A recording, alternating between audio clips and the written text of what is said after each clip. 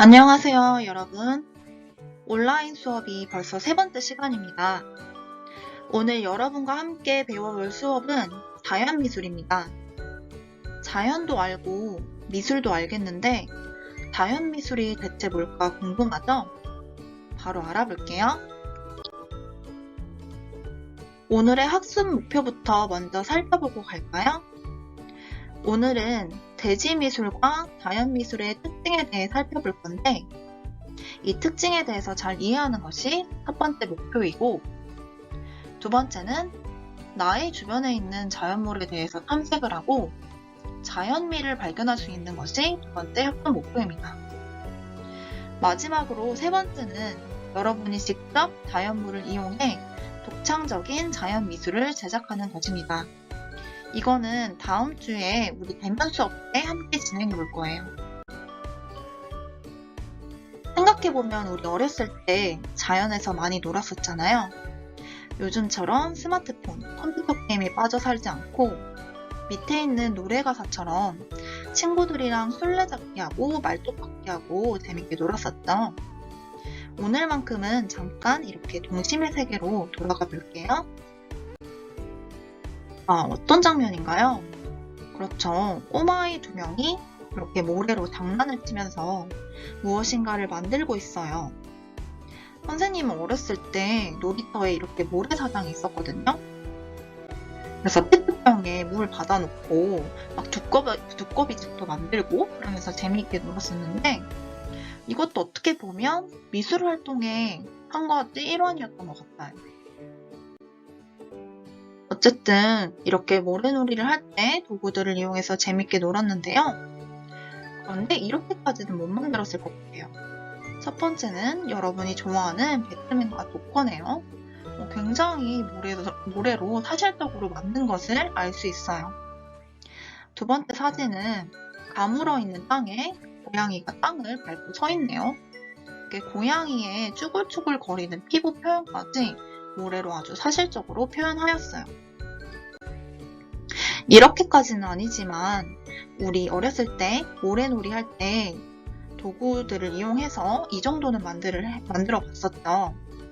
손에 모래를 덮고 조심스럽게 빼면 두꺼비집도 만들고 그리고 종이컵 같은 걸로 모래성도 만들어 본 적 다들 있을 거예요.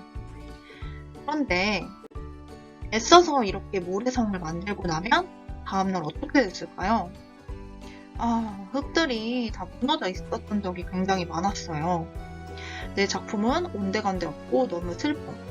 하지만 그 슬픔에 집중하지 않고 또 열심히 만들고 그랬었죠. 아이들이 이렇게 모래를 이용해서 재밌게 놀지만 어른들은 이런 걸 싫어할까요? 아니에요. 이렇게 재미있게 탁실을 이용해서 모래를 이용해 샌드아트를 하기도 한답니다. 여기 보면은 건조한 모래가 있고 그 안에 있는 촉촉한 모래를 긁어서 끄집어내서 모래의 명암을 만들어낸 것을 알 수 있어요. 이것도 비슷한 건데요. 한번 여러분이 맞춰볼래요? 어떻게 이 작품을 제작한 것 같나요? 종이에 사인펜으로 그린 것 같다라는 친구들도 있을 것 같고 철사로 만든 것 같다라고 말하는 친구도 있을 것 같은데 이거 보면은 여러분이 좀 더 쉽게 알 수 있을 거예요. 이 남자 할아버지가 뭘 하고 있어요? 그렇죠. 이 땅 위에 발자국을 남기면서 동심원을 만들어내고 있어요. 처음에는 선생님 눈밭 위에서 하고 있는 줄 알았는데 이 할아버지의 옷차림이 어때요? 굉장히 시원하죠. 시원하게 나시 차림을 하고 있고 막 걸어다니면서 이런 모양을 내고 있는데 맞아요. 사막이에요. 사막에서 막 걸어다니면서 이렇게 멋있는 동심원을 그려냈답니다. 이것도 비슷한 방법으로 제작한 그런 작품인데요. 자세히 보면 여기 갈퀴를 사용해서 이 남자가 그림을 그려내고 있어요. 이 남자가 어떻게 그림을 그렸는지 동영상을 한번 봅시다.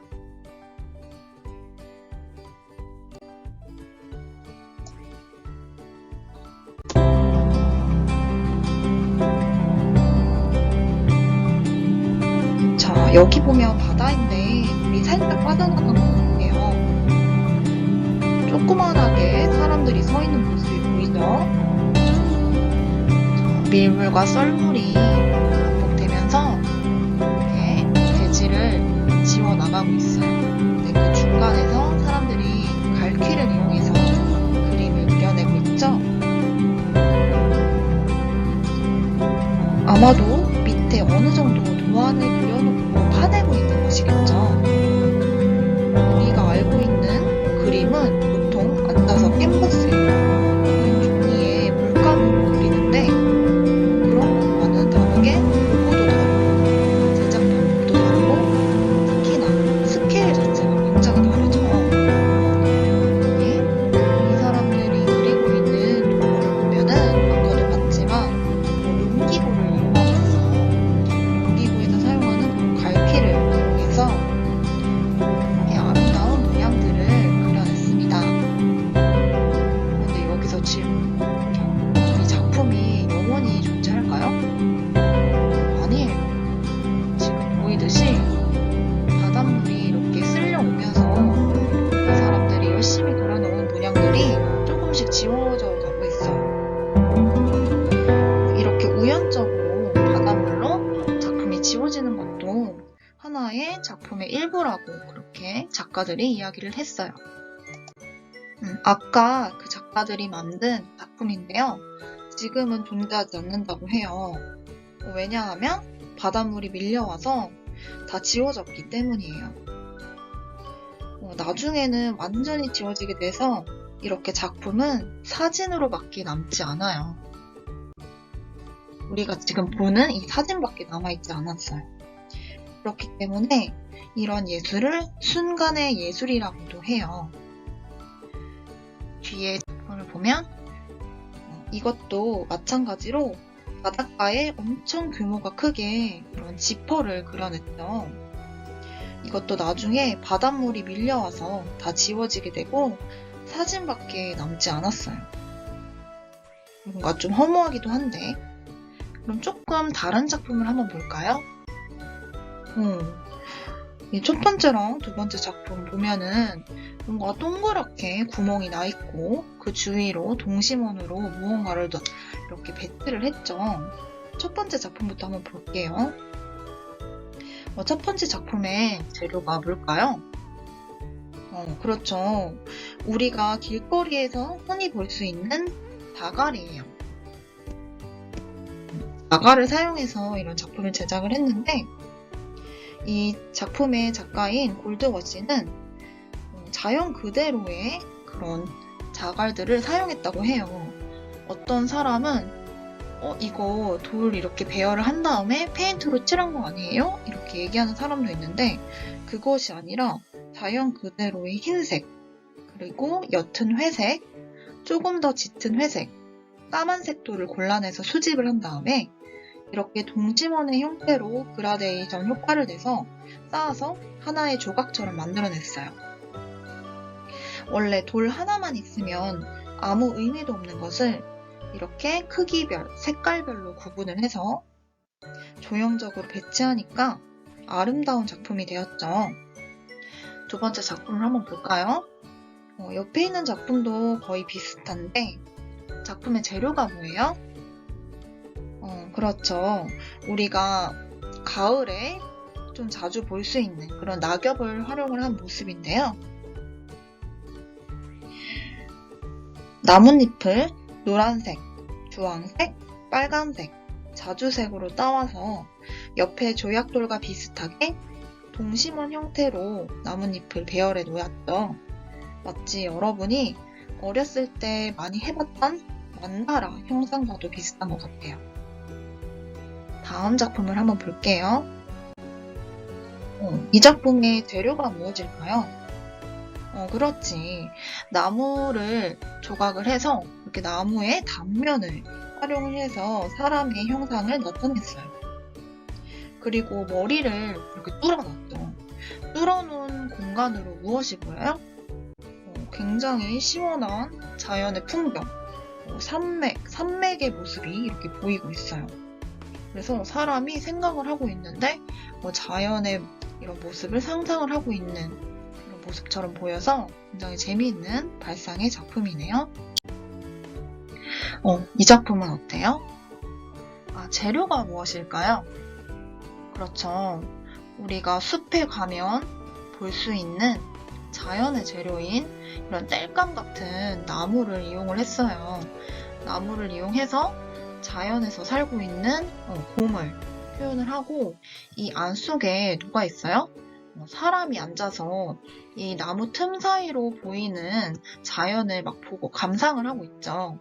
이렇게 큰 규모의 작품을 자연 속에 배치를 해서 전시를 한 이런 작품입니다. 이 작품들은 우리가 아까 봤었던 어떤 작가의 작품인데, 그렇죠. 그 만다라 형상의 도약도를 배열한 골드워시의 작품이에요. 골드워시는 이렇게 비슷한 형상인데 재료가 다르게 시리즈물로 자연미술을 제작을 했는데요. 이 작품부터 한번 살펴볼게요. 이 작품은 어떻게 이렇게 놓여 있는 걸까요? 하나하나를 보면은 재료가, 그렇죠, 나무 가지인 것 같은데, 나무 가지가 이렇게 공간에 띡 혼자 서 있을 수 있을까요? 아니죠. 나무 가지를 물 위에다가 이렇게 띄워놨어요. 그리고 이 밑으로는 물이고 위로는 실제 나무 가지예요.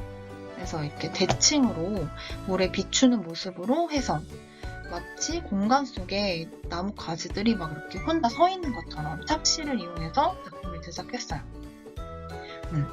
이 옆에 있는 이 작품은 숲속에 나무가 서 있는데 그 나무의 사이에 있는 공간을 활용을 해서 그 동그랗게 구멍을 내서 이렇게 뭔가 마치 달이 떠 있는 것처럼 그런 착시 현상을 이용해서 이런 작품을 제작을 했고요.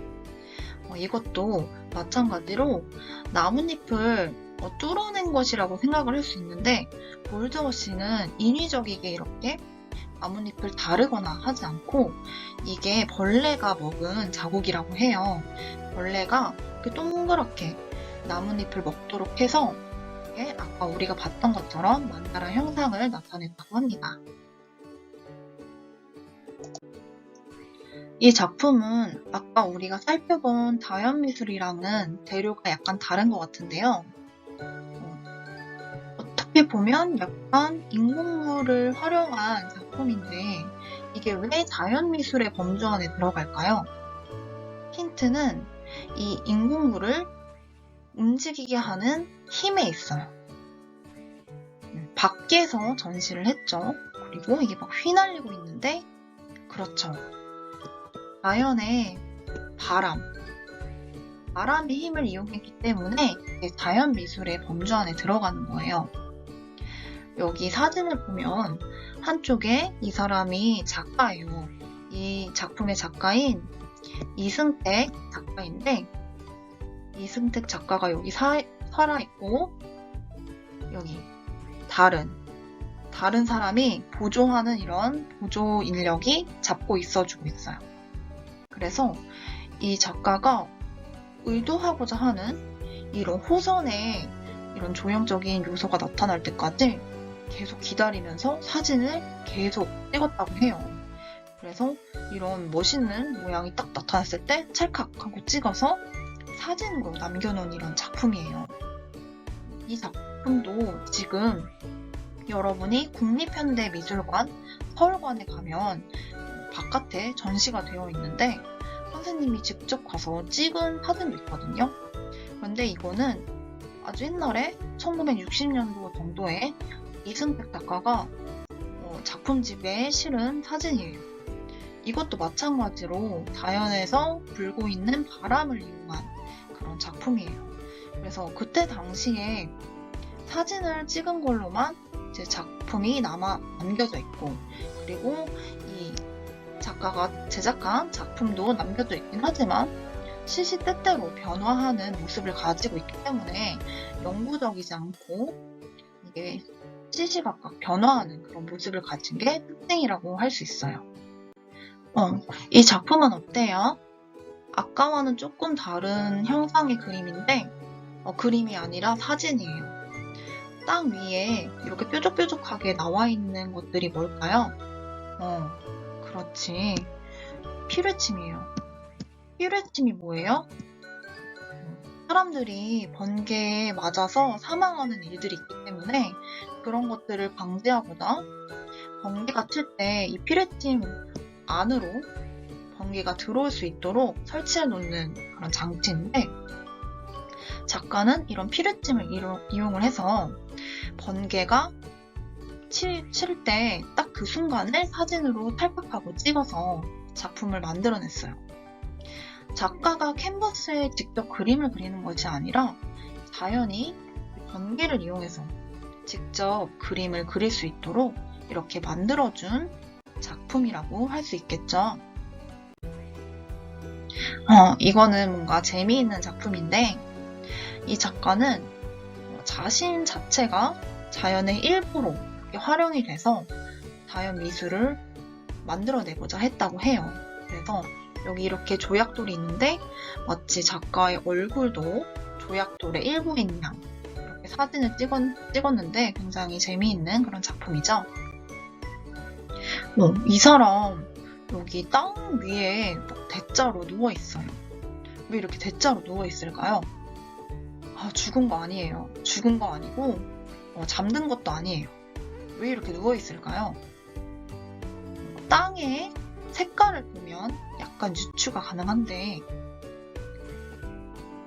짠, 이렇게 땅의 색깔이 축축하게 젖어있는 색깔이었어. 이 사람은 누워서 비가 올 때 비를 계속 맞으면서 자신의 몸 모양으로 이렇게 자국이 남도록 만들어서 자신이 직접 땅에 그림을 그리는 것이 아니라 비가 그림을 그릴 수 있도록 이렇게 만들어낸 것을 알 수 있어요. 그래서 우리가 이렇게 살펴본 자연 미술의 특징에 대해서 한번 살펴볼 건데요. 잠깐 퀴즈를 한번 내볼게요. 자연 미술이란 누가 만든 것일까요? 그렇죠. 여기 나와 있듯이 작가랑 자연이 함께 콜라보레이션을 한 거예요. 작가 혼자서 만든 것도 아니고 자연 혼자 만든 것도 아니에요. 그럼 자연 미술은 어디에서 제작이 된 걸까요? 맞아요. 자연에서 제작이 된 것을 알 수 있습니다. 그리고 재료는 무엇을 활용했을까요? 그렇죠. 우리가 아까 계속 살펴봤듯이 자연에서 얻을 수 있는 재료를 사용했어요. 예를 들어서 나뭇잎, 돌, 얼음 이런 것들을 활용했다고 할 수 있겠다. 그러면 이렇게 계속 자연 미술에 대해서 살펴봤는데 자연 미술이 등장한 이유가 무엇일까요? 등장 배경에 대해서 한번 살펴봅시다.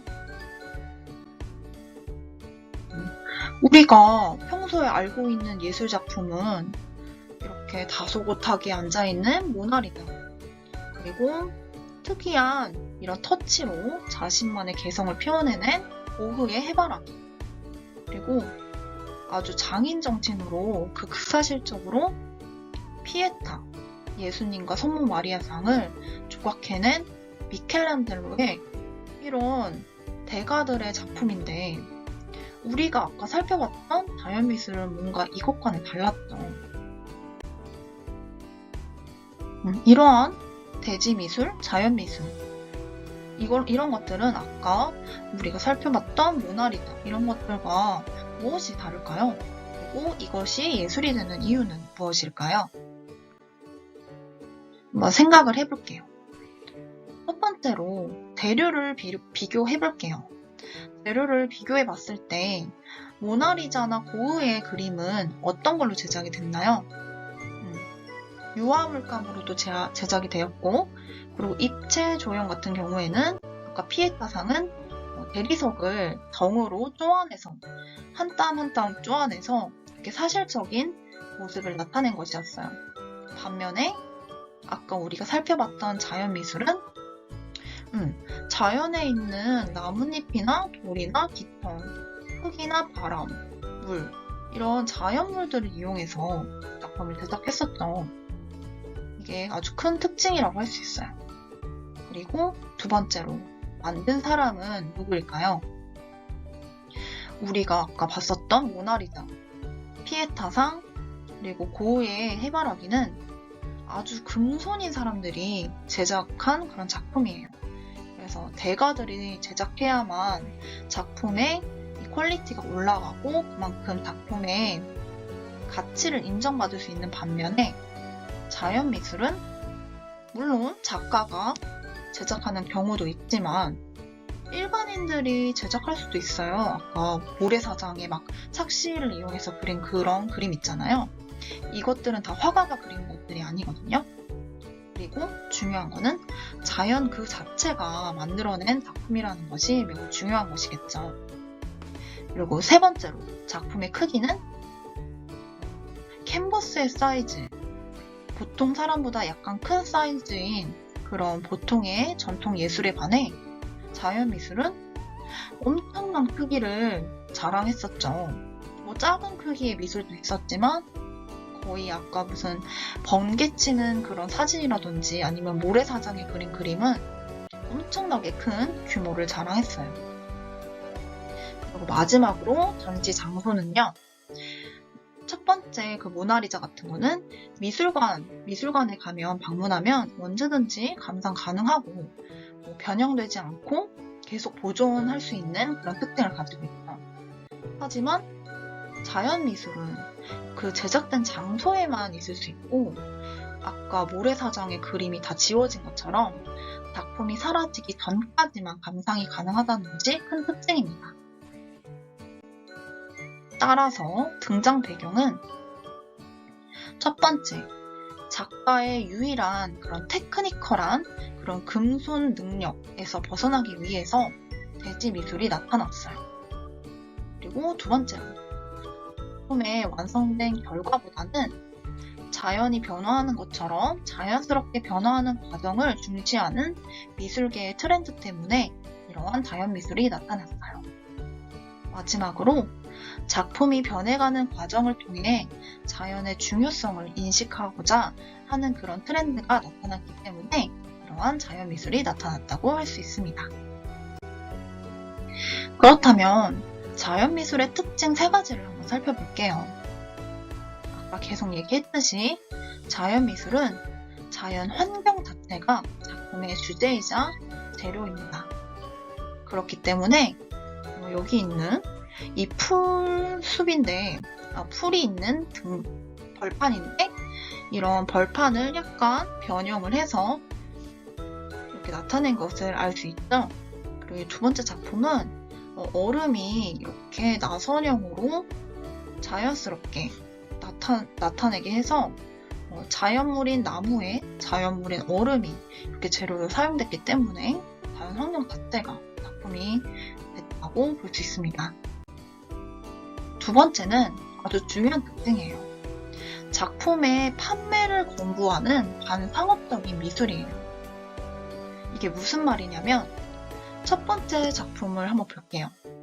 이 첫 번째 작품은 우리가 나중에 서양미술사에서 배울 거지만 프란시스 베이컨이라는 작가의 작품인데 세계에서 가장 비싸게 경매된 베이컨의 작품이에요.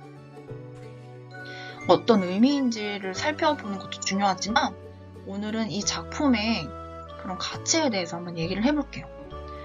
프란시스 베이컨이 이 그림을 그린 다음에 뭔가 이 사람의 살아온 작품의 생애 이런 것들이 있겠죠. 그런 것들이 배경이 되어서 굉장히 높은 가격이 책정이 되었어요. 지금은 박물관에 전시가 되어 있는데 이게 굉장히 우리가 상상할 수 없을 만큼 비싼 그런 가격을 갖고 있다고 합니다. 그리고 두 번째 작품은 앤디 워홀이라는 사람인데요. 여러분이 잘 알고 있어요. 마릴리 먼로나 캔베스프라는 그런 캔의 이미지를 반복해서 찍어낸 사람인데 이 사람은 아예 미술 작품은 상품이고 예술가는 비즈니스맨이다 라는 이야기를 하면서 미술 작품이 완전히 돈의 일부인 것처럼 그렇게 정의를 내린 사람이에요. 그런데 반면에 우리가 아까부터 계속 살펴봤던 골드워시의 작품이나 리처드 롱의 이런 대지미술은 작품의 판매 자체를 거부했어요. 지금 상식적으로 생각을 해봐도 자연물을 이용한 이런 작품이 계속 보존될 수도 없고 계속 자연의 흐름에 따라서 변화가 되는데 이거를 산다고 해서 그 가치가 계속 보존이 될 수가 없겠죠. 이런 것들을 이용해서 작품의 판매를 아예 거부를 했어요. 그래서 반상업적이다 라는 특징을 가지고 있습니다. 세 번째 특징은요. 작품의 제작 과정이나 시간에 따른 변화 과정을 중시했다는 거예요. 그래서 반영구적이라는 특징을 가지고 있고 아까 살펴봤듯이 바닷물의 밀물, 썰물에 따라서 그 모래사장에 그렸던 그림들이 좀 지워지기도 하고 일부 사라지기도 하고 그랬었죠. 세상에서 제일 비싼데 팔 수 없는 미술 작품이 바로 우리가 살펴봤던 자연미술, 대지미술이에요. 왜 그렇게 됐을까요? 짧은 이 동영상을 보고 한번 생각해보는 시간을 가집시다. 사실 작품이라고 하면 미술관이나 갤러리에 있는 그림들이 떠오르잖아요. 그런데 꼭 그렇지만은 않아요. 이렇게 미술관이 아닌 바깥에 만들어진 작품들도 있는데요. 그중엔 이렇게 땅으로 만들어진 작품들도 있어요. 바로 대지미술이죠.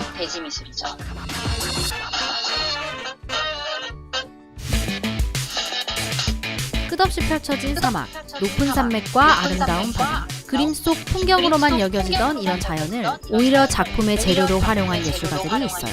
자연 속의 작품을 만들어 세우고 또는 자연 자체를 작품으로 바꿔 아예 새로운 모습을 만들거나 뒤덮어버리기까지. 그런데 왜 예술가들은 이런 작품을 만들기 시작했을까요? 대지미술의 시작은 우리에게도 너무 잘 알려진 팝아트와 관련이 있어요. 1960년대 상업과 예술의 경계를 허무는 팝아트와 단순함을 추구하는 미니멀 아트가 유행하면서 예술계에서 상업성과 합리성은 중요한 키워드로 부상했죠. 이러한 상황에서 팝아트의 제왕 앤디 워홀은 미술작품은 상품이고 작가는 비즈니스맨이라고 선언하기까지 했어요. 좋아하는 예술도 하고 좋아하는 돈도 벌면 완전 좋잖아요. 그런데 이걸 싫어하는 예술가들도 있었죠.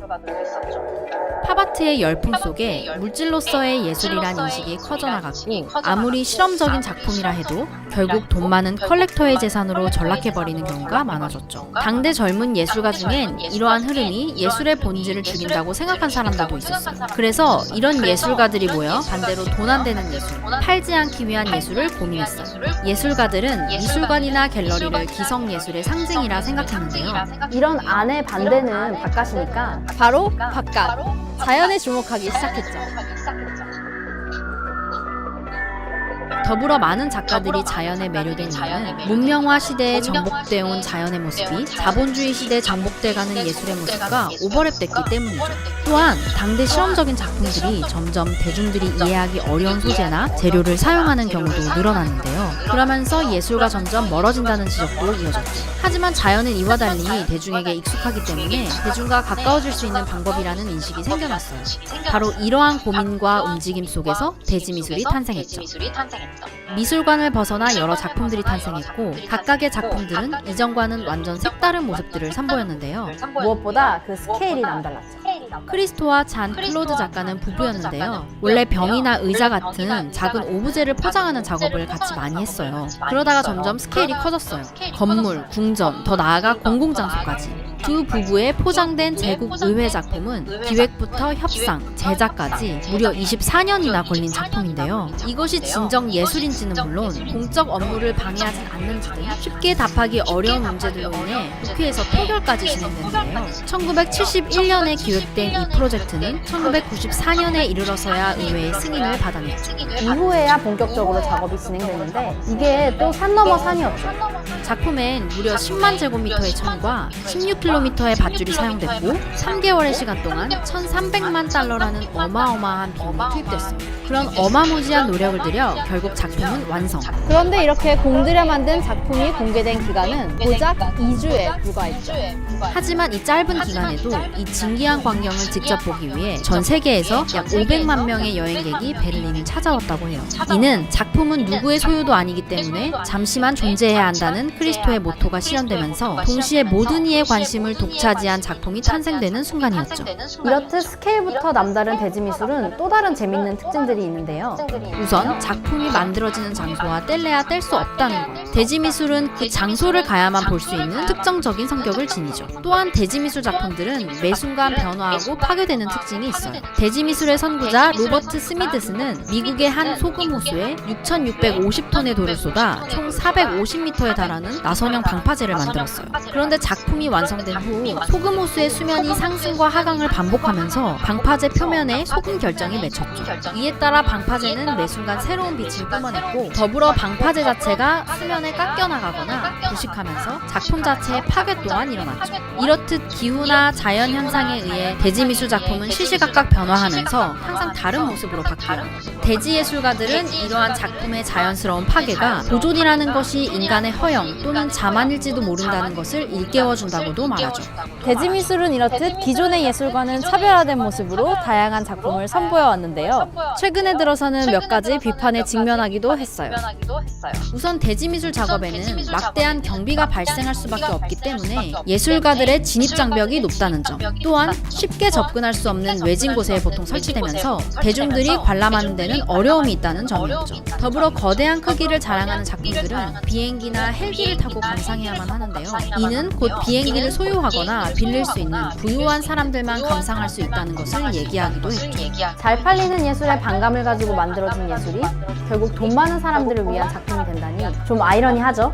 몇몇 비평가들은 이러한 특성으로 인해 대지미술이 대중들과 멀어졌다고 비판해요. 실제 초기 대중에게 익숙해지기 위해 자연을 소재로 한 점을 생각하면 대중과 교감하기 어려운 장르라는 비판은 매우 아픈 지적이기도 하죠. 그런데 이보다 더 큰 문제가 있었는데요. 대지미술이 생태계를 파괴한다는 것이죠. 실제로 아까 방파제를 만들었던 로버트 스미드스는 캐나다 암석 지역의 헬리콥터를 이용해 2톤가량의 유리 조각을 뿌리는 깨진 유리의 섬 작업을 기획했죠. 하지만 환경운동가를 비롯한 많은 여론이 암석의 둥지를 만들어 사는 새들과 바다 표범의 서식지를 파괴할 수 있다는 이유로 많은 비판을 받았고 결국 제작 중단됐죠. 이뿐만 아니라 작품을 위해 땅을 파헤치거나 돌을 쌓는 등 기존의 자연물을 훼손하는 경우가 많았는데요. 이러한 행위가 생태계 파괴의 원인이 될 수 있다는 지적이 계속해서 일어났죠. 이러한 지적들이 일자 예술가들은 고민하기 시작했고 그런 고민 속에 결국 새로운 대지 미술이 나타나기 시작했어요.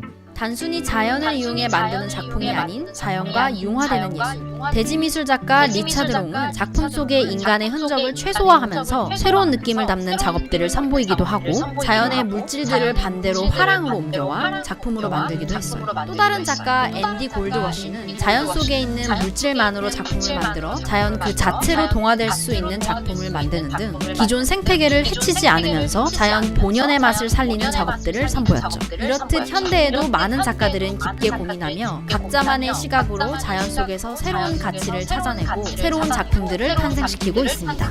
기존 예술에 대한 반발로 새로운 시각들을 탄생시켜온 대지 미술. 예술가들은 또 앞으로 어떤 새로운 시각을 우리에게 던져줄까요? 아 머리야. 난 지금 반대라서 그런 건데 이렇게 하면 다시 이렇게 되거든요.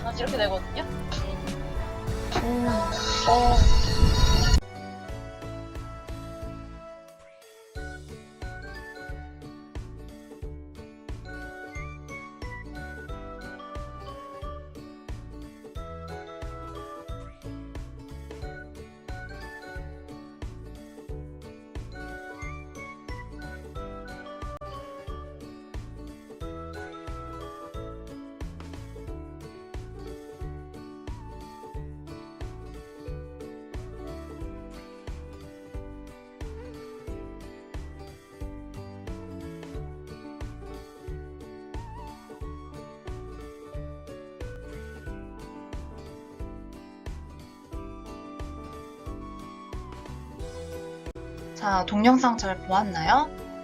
대지미술의 등장 배경을 굉장히 잘 설명한 동영상이었어요. 그러면 여러분들이 얼마나 수업을 열심히 들었는지 댓글 퀴즈를 2가지만 한번 진행해 볼게요. 이 퀴즈에 대한 답변을 밴드 채팅창에다가 올려주세요. 밴드 채팅창에 올려주어야만 여러분의 출석이 인정됩니다. 자, 첫 번째, 자연 미술에 관한 설명으로 옳지 않은 것은 한 가지만 고르면 돼요. 무엇일까요? 그렇죠. 3번이에요. 3번에 작품 제작의 과정보다 결과를 중요시 여긴다. 우리 작품 제작의 과정을 더 중시하는 것이 자연미술의 특징이라고 했었죠. 그렇기 때문에 결과보다는 과정을 더 중시한다는 것, 이걸로 바꿔주어야지 정답이 될 것 같아요. 두 번째 문제 들어갑니다. 다음 중에서 중점적으로 활용된 자연의 요소는 무엇일까요? 첫 번째부터 한번 살펴볼까요? 첫 번째는 뭐예요? 그렇죠. 나뭇가지. 나뭇가지랑 그리고 어떤 걸 이용을 했죠?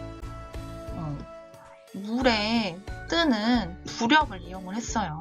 그렇기 때문에 나뭇가지랑 물, 이게 중점적으로 활용이 되었고요. 두 번째는 아까 우리가 계속 살펴봤듯이 어떤 요소가 활용이 됐다 그랬죠? 맞아요. 바람의 힘이 활용이 돼서 바람이 불 때 이렇게 어떤 천이 이렇게 호선을 그리면서 나가는 그런 모습을 순간 포착해서 살짝 촬영을 했다고 했었죠. 다들 잘 맞춰주었어요. 밴드 채팅창에 올려주세요. 그래서 우리가 결국 하고자 하는 것은 내가 직접 자연 미술을 만들어 보고자 하는 것인데요. 이거는 우리 친구들이 집에서 하기는 좀 어렵기 때문에 오프라인 수업에서 진행을 한번 해볼 거예요. 그래서 자연 미술을 과연 어떻게 만들어야 될 것인가, 그거에 대해서 설명을 해줄 건데 한 3가지로 요약이 될 수 있어요. 그래서 첫 번째는 일단 자연물을 관찰을 하면서 숨은 그림 찾듯이 닮은 꼴을 찾는 거예요. 처음에는 우리 친구들이 가장 익숙한 것이 사람의 얼굴이기 때문에 사람의 얼굴 모양, 표정 같은 거를 많이 발견할 수 있어요. 여기 보면 도래 위에 뭔가 이렇게 붙어 있는데 눈, 코까지 하고 입은 친구들이 약간 추가를 한 것 같네요. 그리고 해바라기를 봤을 때 여기 이렇게 2가닥 내려와 있는 거는 사람의 머리카락 같고, 여기 씨앗에 뚫려있는 이런 구멍이 눈, 코, 입의 형상을 띠고 있죠. 그리고 간단하게 운동장에 흙에서 할 수 있는 거는 흙에다가 이렇게 그림을 그리고 여기 이렇게 돌이 박혀있는 것을 활용을 해서 뭔가 약간 오리 같기도 하고 이런 식으로 표정을 찾아내는 것이 아주 간단한 방법이에요. 근데 이것보다는 조금 더 재미있는 방법이 더 있어요. 이것처럼 이렇게 알약을 발견하는 방법도 있지만 좀 재밌는 것은 상황이랑 사물을 연결하는 방법이에요. 이게 무슨 말이냐면 이 발자국이 찍혔죠. 치마 발자국인데 발자국과 이 젓가락을 합쳤더니 뭔가 떠오르는 게 있지 않나요? 맞아요. 라면을 짚고 있는 모습이 떠올라요. 그래서 이러한 상황이랑 사물을 연결해서 새로운 발상을 하는 그런 방법이 있어요. 이것도 비슷한 예시인데요. 이런 풀이 이렇게 불꽃 모양처럼 막 사방으로 뻗쳐서 달아있는 모습인데 여기에서 불꽃을 연상을 해서 풀이랑 막대기를 합쳤더니 불꽃이 되었다. 이렇게 연상을 해서 사진을 찍어 주었네요. 그리고 다음으로 3번째가 여러분들이 오프라인 수업에서 해볼 것인데요. 상황이랑 몸을 연결하는 것이에요. 그래서 상황이라는 게 이렇게 나뭇잎이 앞으로 나와서 사진을 촬영하고 있는 이런 상황에서 조금 더 뒤로 간 이런 학생이 원근에 의한 착시를 이용한 사진 찍는 기법인데요. 뒤로 가서 양팔을 벌리고 있어요. 그랬더니 어떻게 됐어요? 나뭇잎의 모양의 옷을 입고 있는 이런 사람으로 사진이 아주 재미있게 찍혔네요. 그래서 상황이랑 몸을 연결해서 여러분들이 친구들끼리 한 컷씩 이렇게 찍어주는 방법을 해볼 거예요. 이렇게 얼굴이 있고 이 위에 나뭇잎이 아니라 약간 소나무 이런 동그란 이런 이파리들이 뭉쳐있는 여기에 얼굴을 얹어서 나무랑 얼굴을 합쳤더니 파마머리처럼 되었다. 이렇게 표현을 하고 있고요. 그리고 우리 미진사 교과서, 아까 처음에 공지했던 것처럼 미진사 교과서에 보면 자연 담기라는 그런 항목이 있어요. 이것도 우리 여러분이 오프라인 수업에 나와서 해볼 작품 중에 하나인데요. 일단 교실 안에서 이렇게 자연을 담을 수 있는 일러스트를 그려보는 거예요. 이때 아이디어나 발상 같은 거는 미리 생각을 해야겠죠. 그래서 일러스트를 미리 그린 다음에 이 사람 같은 경우에는 어떻게 했어요? 막 이렇게 페인트 칠을 하고 있는 사람을 그려놓은 다음에 구멍을 이렇게 모양대로 잘랐어요. 그런 다음에 밖에 나가서 이렇게 푸르게 핀 나뭇잎을 뒤에다가 두고 찰칵 사진을 찍었더니 자연을 마치 페인트칠하는 이런 모습으로 사진이 찍혔죠. 그리고 이거는 어때요? 간단하긴 한데 굉장히 재밌는 발상이에요. 김밥을 그린 다음에 김밥 안에 속 재료를 이렇게 구멍으로 뚫은 다음에 꽃 위에서 사진을 찍었더니 뭔가 되게 맛있는 속 재료가 들어간 김밥처럼 사진이 잘 찍혔어요. 여러분도 아이디어를 미리 생각한 다음에 일러스트를 그리고 밖에 잠깐 나가서 사진을 찍어오는 이런 활동을 한번 오프라인 수업에서 진행을 해볼게요. 그래서 우리 친구들이 할 숙제는 이거예요. 다음 오프라인 수업에서 어떤 자연미술을 할 것인지 자료조사를 해보는 거예요. 이미지 자료조사는 굉장히 많은 검색 엔진들이 있지만 선생님이 항상 추천하는 핀터레스트. 우리 친구들 스마트폰이 거의 다 있을 테니까 여기에서 핀터레스트 앱을 치면 다운로드 받을 수 있어요. 다운로드 받아서 회원 가입을 하고 여기에서 자연미술 이런 것들을 치면은 굉장히 많은 이미지들이 뜰 거예요. 아니면 핀터레스트까지 가입하기 귀찮다 하면 그냥 구글에다가 자연미술 딱 치면 굉장히 많은 이미지가 뜨니까 그 중에서 내가 이런 자연미술을 한번 해보고 싶다 라는 아이디어를 찾아오는 것이 여러분이 오늘 해야 될 숙제입니다. 그리고 아까 선생님이 말했었던 밴드에다가 아까 퀴즈 냈었던 거에 답 2가지를 꼭 올려주세요. 그래야지만 여러분의 출석이 인정이 됩니다. 오늘 이렇게 자연미술에 대해서 여러분과 함께 살펴보았는데요. 수업 듣느라 수고 많았고 다음 시간에 어떤 자연미술을 할 것인지 생각해 오는 그런 하루가 됐으면 좋겠습니다. 다들 수고 많았습니다.